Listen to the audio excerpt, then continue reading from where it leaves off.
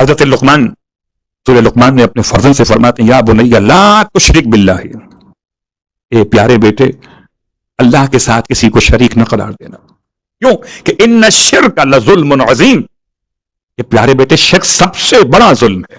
اللہ اکبر۔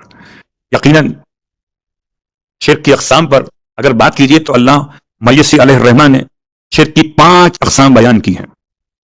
کبھی شرک ذات خدا میں، کبھی صفات خدا میں، کبھی افعال خدا میں، کبھی عبادت خدا میں، اور کبھی اطاعت خدا میں۔ 5 قسمیں بیان کی شرک کی۔ ذات خدا میں شرک کیسے ہوتا ہے؟ اس کی مثال بہت آسان سی کہ کبھی کبھی ایسا ہو جاتا ہے کہ انسان خدا کے ساتھ کسی اور کو بھی سمجھے کہ یہ بھی تو ہے، چاہے کتنا ہی معتبر کیوں نہ ہو۔ اللہ اکبر۔ یہ اپنے مقام پر کہ پروردگار نے آل محمد کی شخصیات کو، انبیاء علیہ الصلوۃ والسلام کو اپنی ذات کے مظاہر قرار دیا، لیکن ان مظاہر کو خدا کی ذات میں شریک خیال کرنا یہ شرک ہے۔ اللہ اکبر۔ سرکار ختم یہ مرتبہ احمد مجتبی محمد مصطفیٰ صلی اللہ علیہ وسلم، اللہ کے رسول کی ساری محنت ایک جملے پر تھی۔ جتنے پتھر کھائے، جتنی مخالفتیں برداشت کی، ایک جملے پر تھی۔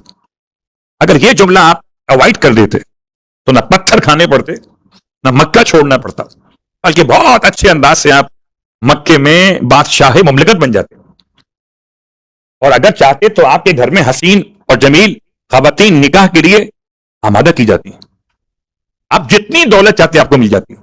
جب بھی انسان اس منزل کو یاد کرے تو اللہ کے رسول کی سب سے مشکل منزل کیا تھی؟ یہ شرک کے خلاف جہاد کرنا۔ مکے کے کافروں کا مسئلہ کیا تھا؟ 360 خداؤں کو ماننا۔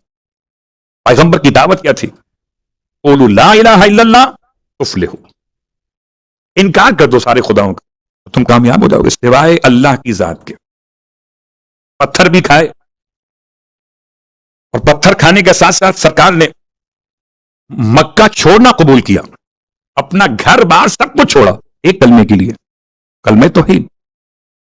شرک ذات کے اعتبار سے کیسے ہوتا ہے؟ جب کوئی انسان خدا کے ساتھ ذات میں کسی کو شریک سمجھے،